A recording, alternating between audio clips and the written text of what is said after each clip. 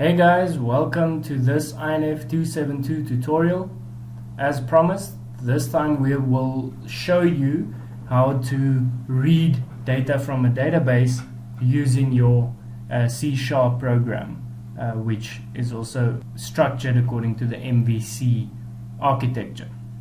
So, to start out with, I just want to show you the database that we'll be working with today. So, we've got a person table. The person table has an ID, which is the primary key, a name and surname, and then it has a foreign key, which is title ID, and that links up to the title table. So very basic, very simple, and what we want to do is to actually show and manage the person table in our application. So this is my application running. You can see that we've got 3 records. Just to prove to you that I'm not lying, let me go to the person table and select, show you that. Here you can see we've got our 3 records in the database, and here in the application it's showing, and in the title column you can actually see that it's showing the actual title description and not the ID, the foreign key ID. So, that's a difference between this table and what we have in the database. To show the user a 3, a 4, and a 4 won't mean anything, because the user won't know that 3 means Mr. and 4 means Doctor. So it's good practice to actually show the description and to not show foreign key IDs in a table such as this. Okay, so our goal with this application is to manage this table. In view of that, we have a function where we want to add new records. We want to edit existing records. So if we click on this pencil icon, then we can edit it, and actually we also have the option to delete any one of the records. Let me quickly show you the functionality. So when we click on the add page, it should navigate to the insert view and give us fields so that we can add. So just to use my own name,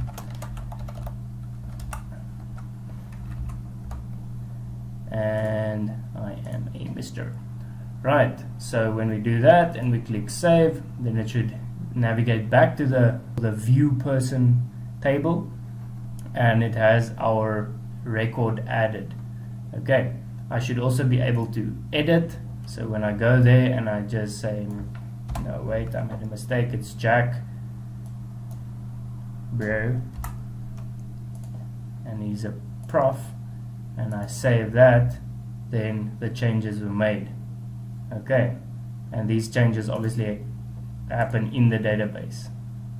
Okay, and then finally when we click on delete, then it deletes the record also once again in the database.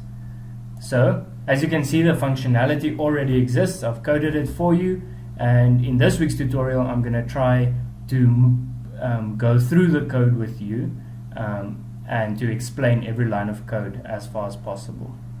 Okay, so let's just start with viewing the data in the table. Okay, so we discussed this a little bit in class. Of course, where everything starts is with a controller. So when a user requests a certain view, in this case it's the index view, then before the controller actually returns the view, data needs to be requested from the database and populated in the view before the view loads. Okay, so the idea here is the index page is requested, we make a call to the database to retrieve the data, and then we load that data into a list. That list is sent back to the view, and then when we go to the view, the data is loaded in a table. Okay, so let me go through that with you line by line. So our structure is exactly the same as last week.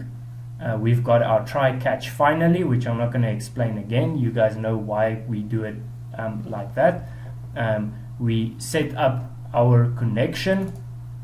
That's our pipe to the database. The connection is configured according to the connection string that we have in our globals class, exactly the same as last week. In addition, in our globals class, we've got a list of a person view model. Okay, that will get you a little bit later, but for now, you can see we've got the connection string in the globals class. And the globals is, of course, a static class. So we go back to the controller. Once we have our connection set up, as you guys know, have to open our connection to make sure that the connection is not being used by any other method or piece of code. Then we have to set up our command. Now, the only difference between this command and the ones we did last week is that we have a select statement. Okay, and the first tricky part is, remember, we don't want to show the we don't want to just request data from the person table, because in that case we will have to show the title ID.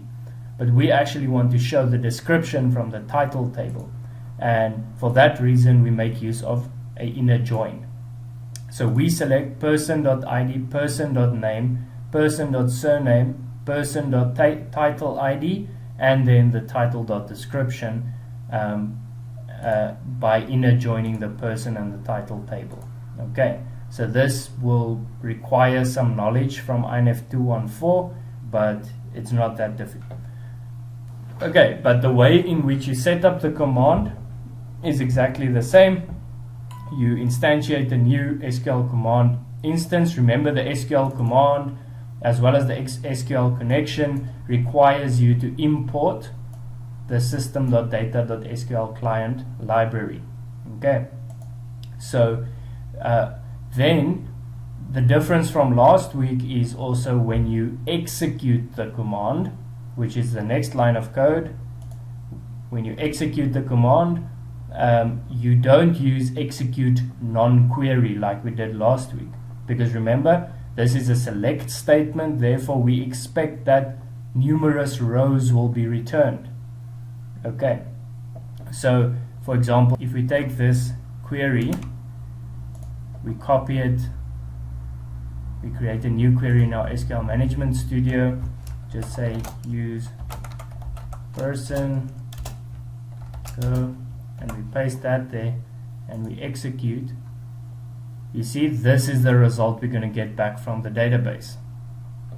Okay, so we can't deal with it in the same way, because execute non-query would return a integer which shows what changes have been made, and we're not making changes, we're requesting data. Since we're getting data back in this table format, we need to deal with that in some way, and that's where the SQL data reader comes in, as we discussed in class.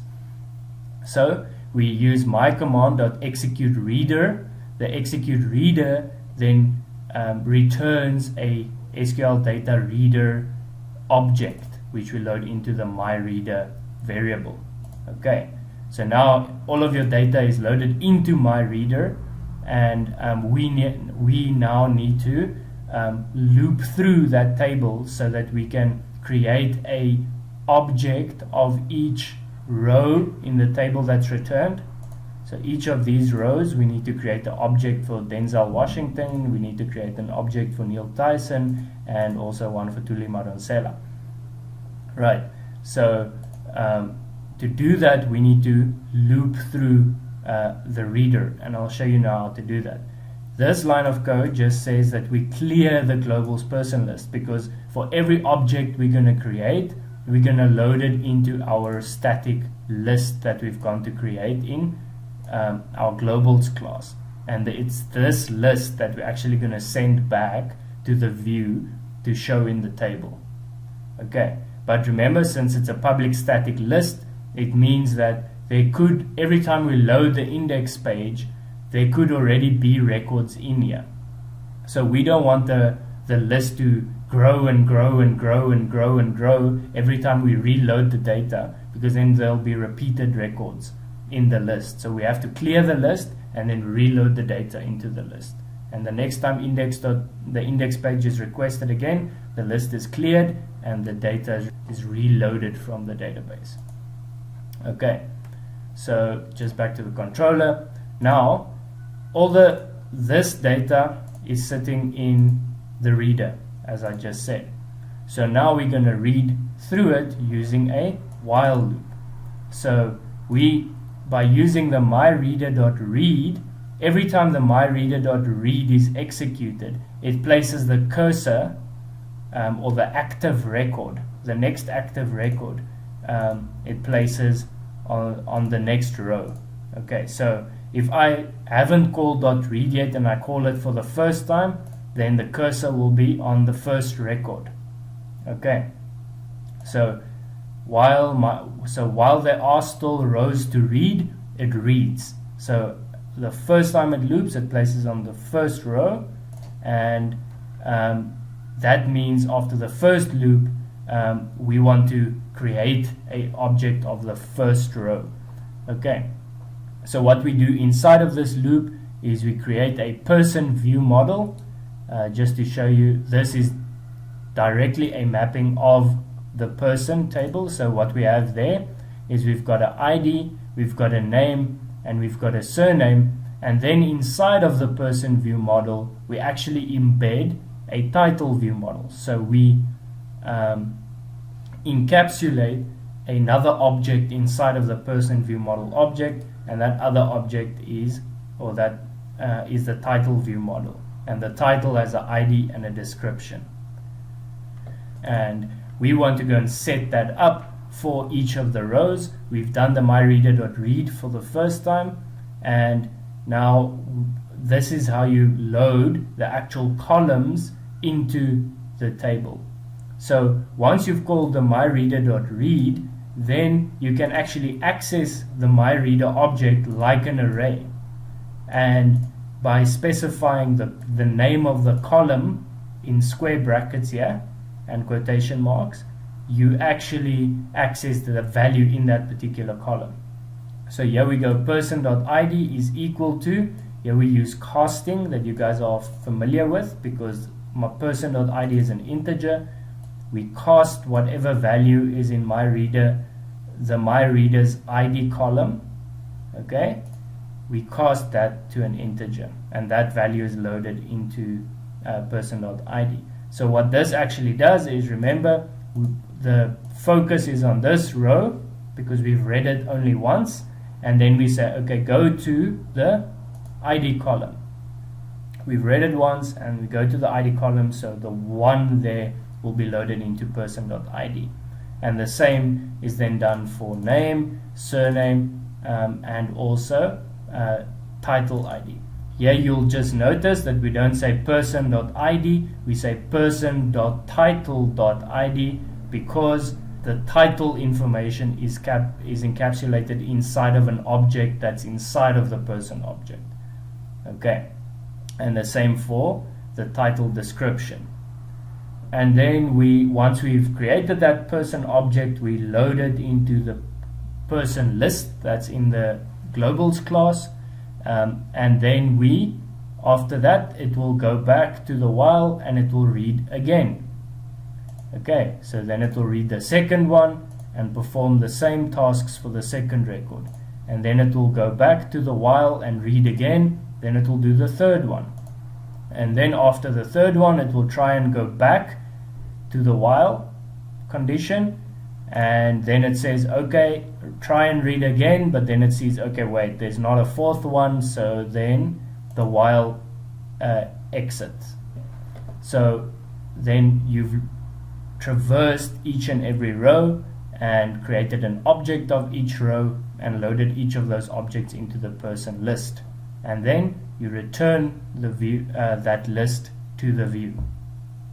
Okay, if we go to the view, then we simply, once we have the list, then it should be old news for you, because we've in the first few lectures of this module, we repeatedly did this process of loading objects into a list and then showing those objects as a table. So this is for each object at the top we obviously just include our model. Our model is a list of person objects, and then for each person object in the model we just show a row in the table. And we must just remember that in our last cell we include links for the edit and the delete. The pencil and the trash can isn't that important. It's just the symbols, so you can use the actual words edit and delete as well. I used the symbols. This is a Bootstrap class, so you guys, for those of you who've looked into Bootstrap already, this will be familiar. For those of you who haven't, don't worry too much about this. We don't have to go into it. Like I said, you can just use the edit word.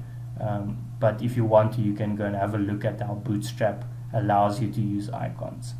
Okay, but the basic idea is this one links to the update action of the home controller, and this one links to the delete action of the home controller.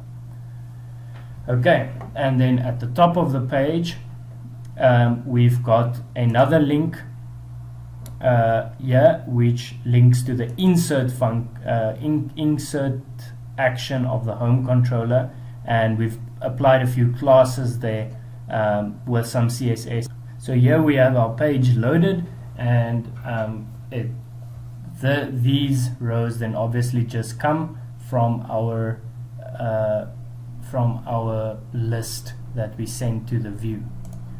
Just to show you, when we actually created the view, sorry, that's the wrong one.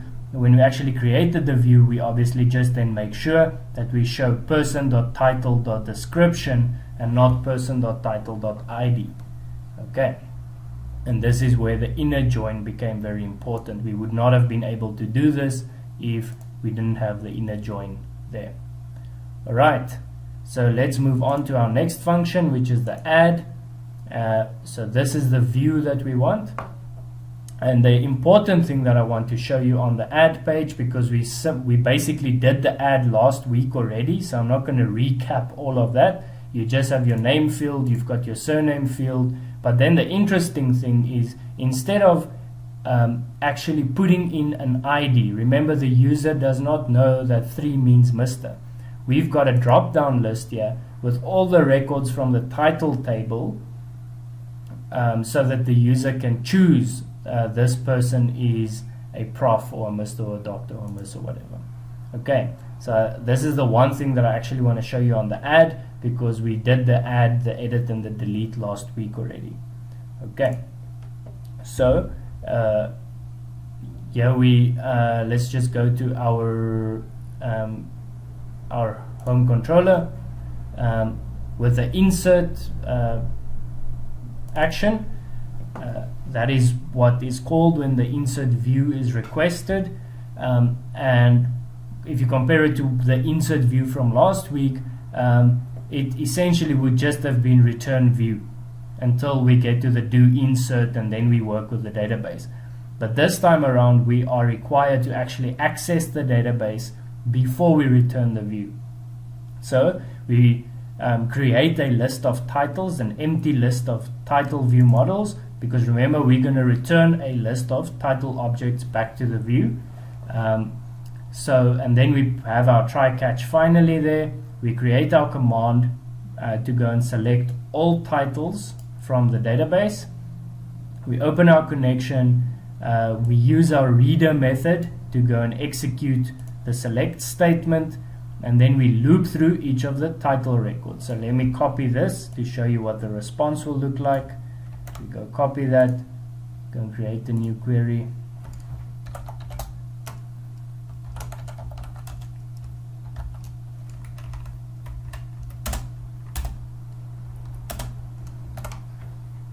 If I execute it, this is the table that will be returned, and that is exactly what's going to be returned when you execute this reader. So that's what your reader looks like.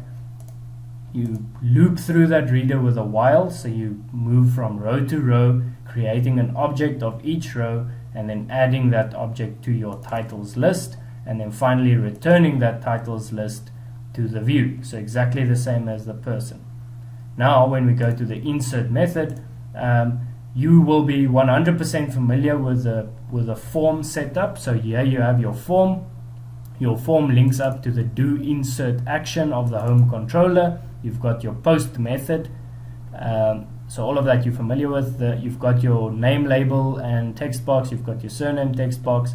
But then the interesting part is the drop down list. Okay. So in your drop down list, when we click the save button, what do we want to actually save about the title? So when we create a new person record, what are we actually saving? We are saving let me just go to the person table. We are saving a title ID. So what we actually want to get from the form is simply the title ID. We just want a better way for the user to actually select that title ID.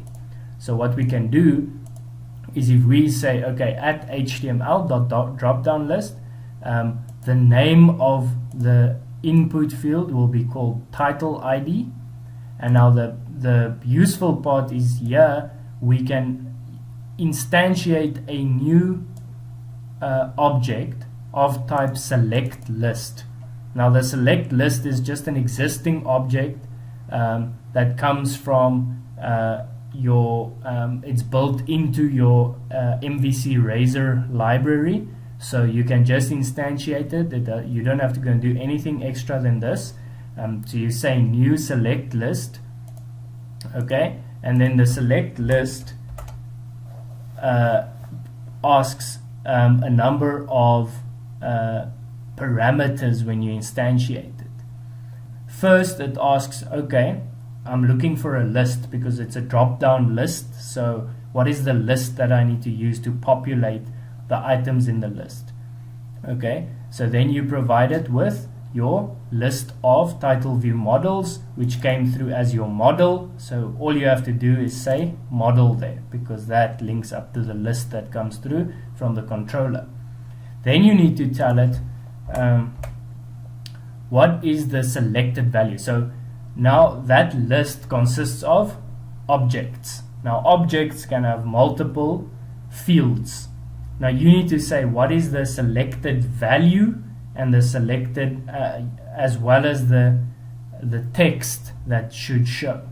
So the first thing you say here, the name of the field in the object that contains the value that you actually want to send through and link up to this title ID. So if we go to our title view model, here we've got the ID and we've got a description. So the name of the field that we want to link to the selected value, in other words, the name of the field that we actually want to pass through once we submit the form, is the ID field. And therefore when we come here, we specify ID. Okay, the second thing you specify is description, and the description field is the field, so this is public string description. The second thing you specify here is the thing that it's going to actually show in the drop down box. Okay, and then the next parameter you pass through, so the second parameter is this whole instance of the object. So you instantiate the select list object. The third parameter is just the text select title.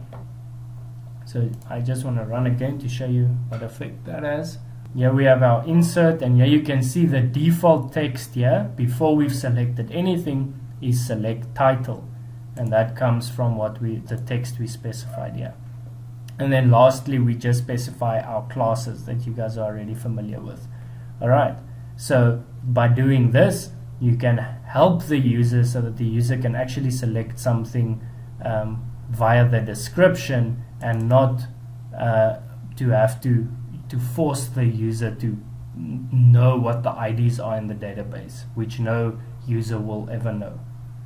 Okay, then I quickly want to run through the update. The only difference with the update is that if I select a specific item in the table, and I click on edit, then it actually needs to pre-populate the values of the row that I've selected. So let me quickly go back. So when we go to the index page, the first thing that we need to know is when we select the actual row. So we click on the update button. That update button actually needs to send through parameters to the controller, so that the controller knows what record we're trying to work with. So the way you do that is to simply add a root value to your action link. So you say you've got an anchor link, you've got href, you've got @url.action, where you say I'm going to the update action of the home controller, but then you specify that I am passing through the ID parameter, and the value of that ID parameter is equal to person, which is the name, or the name of the variable, the name of the object that we're looping through here, the person.id. Okay, so how that then affects it is when I click on the edit, you'll see the URL has a little 2 there. And if I make that 1, then it changes the value. Make that 3, then we're busy with our third record. Okay, so it then allows us to edit the correct record. When it then goes to the controller, the update controller, that ID is received as a parameter, and I then need to make sure that I retrieve that entire record and send that record back to the update view, so that the update view can pre-populate those fields. Okay, so what I have here is a wrapper view model. The reason I called it wrapper is because it wraps into one object the person view model, which is a person object which will contain the selected person details, as well as the list of titles. The list of titles is there for the same reason as we have it on the insert. It's so that we can populate that drop-down list. Okay, so go back to the controller. We've got our wrapper view model, and now we need to fill up this view model before we pass it back to the view. So the update model, the person object within the update model, or the wrapper view model class, we can actually get from our global person list. Why is that? Because since we've loaded it into the person list on the index page, nothing has changed. All we've done is we've selected the edit button on the index page. So we know whatever records we have in our global list is still was loaded from the database. So I just then use a link query, so the .where, a link lambda query. I use the .where, the ID in that list is equal to the ID that comes through here, and I get that object, and I'm loaded into the update model. And then secondly is exactly what we did from in the insert action. We select all from title, we load all the titles into the update model.titles list, and in the end then we have our wrapper view model with our person and our list of titles, and we pass that back to the update view. In the update view, it looks exactly the same as the insert, except that we now, where the insert we specified null here, and the null values here means that it is not pre-populated with anything. With the update, we actually do pre-populate the text box. So we've got a name text box, surname text box, and we pre-populate that with the values that come through from our model. Our model is again our wrapper view model. And again, we have our drop-down list, and the difference with the drop-down list here is we also have our select list. So we say new select list, we provide it with the list. This time we don't say just model, because our model is now a wrapper view model. We actually need to specify where that list is, so we say model.titles.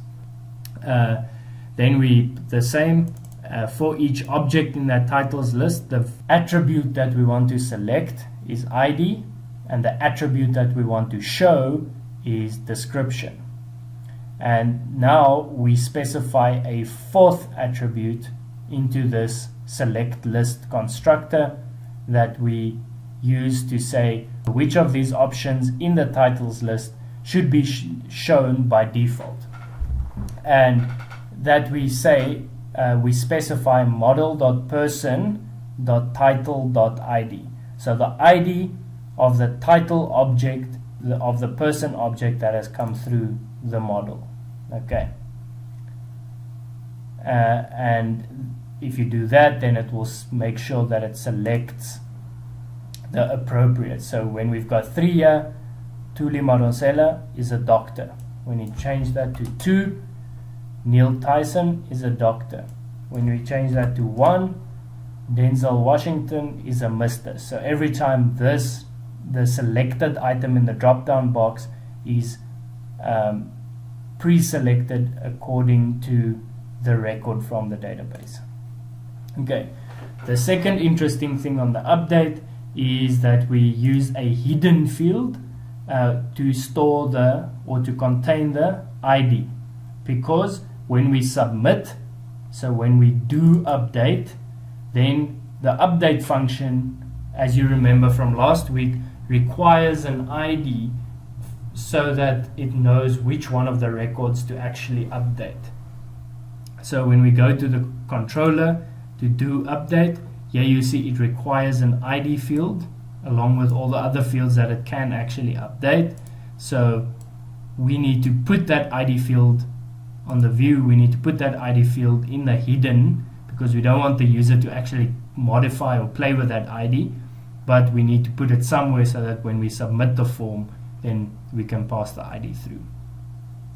And then once the save button is clicked, then it's exactly the same as what it was last week. We do update, we take in our ID, our name, our surname, and our title, and we update it exactly the same as we did last week. With the do insert, it's also exactly the same as we did last week. The last thing we have to do today is the delete. So when we go back to our home, we've got a delete button here. So just to show you how that looks in our view, we've got a link. The link links up to the delete action of the home controller. Similar to the update, you just pass through the ID in the URL. That ID then gets sent through to your delete controller, your delete action action in your home controller, and you then use that ID to delete from the database. Your command and your execute non-query is the same as last week. And there we go. That is it. So with this code, you know how to show data from the database in a table view. You know how to add a new record to that table.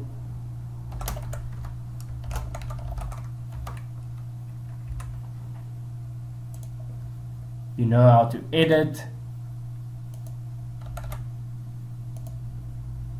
and you know how to delete.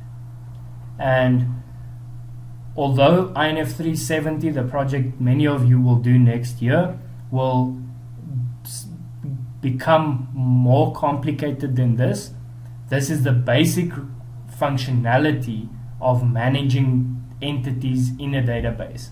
And if you know how to do this, then I would argue that you have 70% of what you need in order to pass 370 already. So this tutorial is very, very important to get to grips with, to understand how to do these basics, and if you do, then it will be of great value to you moving forward. Until next time, thank you very much.